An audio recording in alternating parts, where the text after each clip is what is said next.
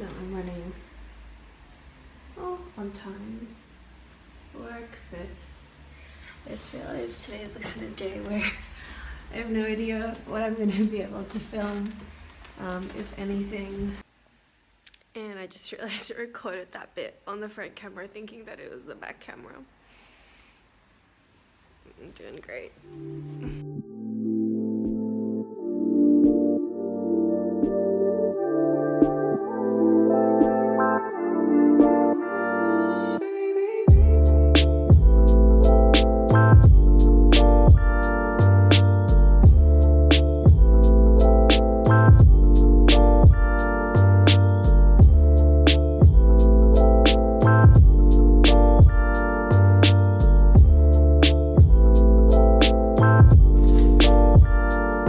Hey guys, so I've been at work all day, so welcome to Vlogmas day 3.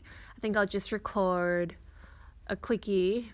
A lot of the time people ask me about the screenshots I post in my Instagram stories and which astrology apps I use. So my favorite one right now is probably this one called Time Passages. Basically shows you where the planets are. For example, Sun is in Sag, Moon in Gemini, and even the retrograde movements. You can also look at the current chart. So this is what I post a lot of the time, is the current chart and where all the planets are right now.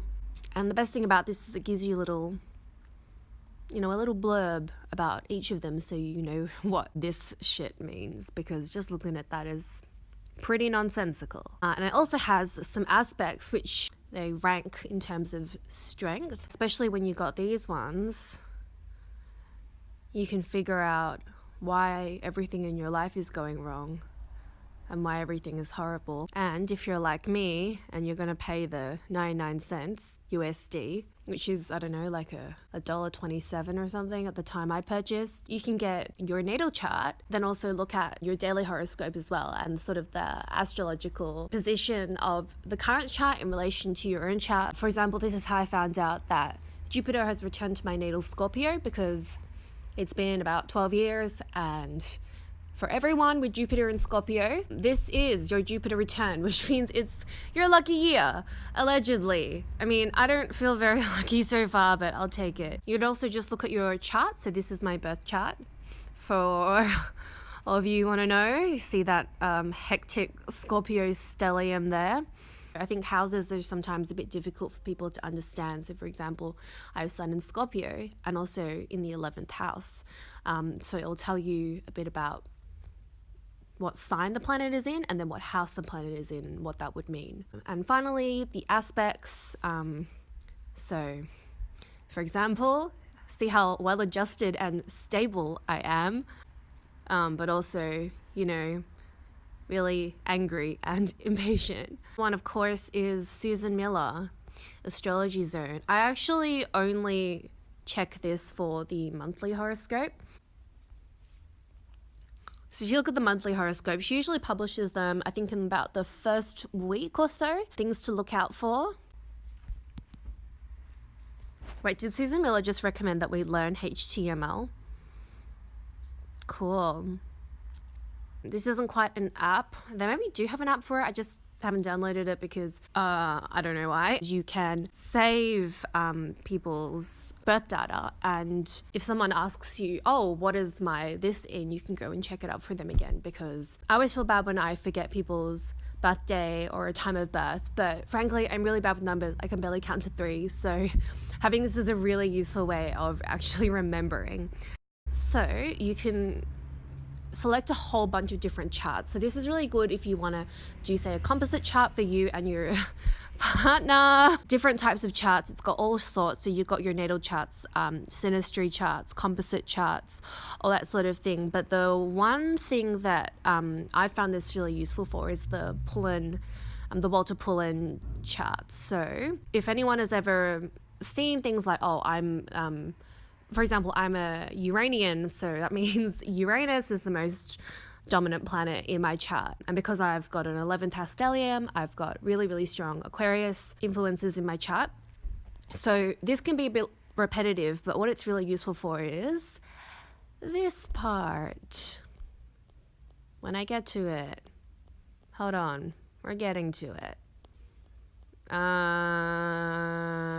right, here you go. As you can see, you can see the rankings of the planets in your chart and which ones are the most dominant. So as you can see, number 1 is Jupiter. Why did I say I was a Uranian? Where did I see this? Am I looking at someone else's chart?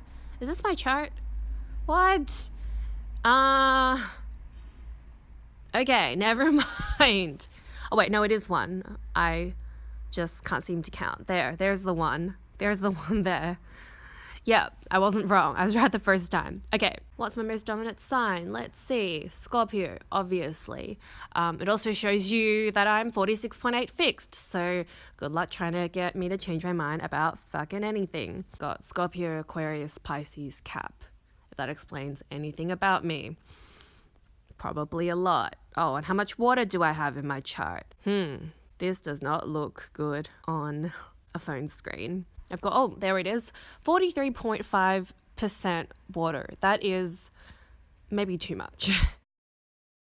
And of course, the place where I first started is with Cafe Astrology. They have some pretty decent articles about a lot of different things. I think it's written in a really accessible way, and their natal chart is like the one you probably see screenshotted the most. As you can see, if that looks familiar to you, that's because this is the site that everyone uses. So I like to use sort of a combination of different sites and apps to sort of get a good overview of things. A lot of it is still up to interpretation, and that's how I like to use it. I just like to use it as sort of a guide. For me, it's a different way of understanding my natal chart. There's a lot about it that I still don't understand or haven't really looked into, and I think that it's one of those things where at every point in my life, if I get kind of confused about who I am, having some kind of existential crisis, I can look back at my chart and find something new in it that I haven't really noticed before. Like before, I never really paid much attention to my Chiron in Virgo, but now it's something that I find very relevant. The same thing goes for this 11th house stellium that I never really looked into.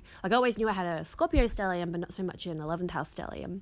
So after sort of reading into what the 11th house means, I've learned a lot more about that. I have to say I'm not an expert in this sort of thing, but a lot of people have asked me about astrology, I think because I tweet about it a lot or post about it a lot. And here it is, just the kind of resources that I look to.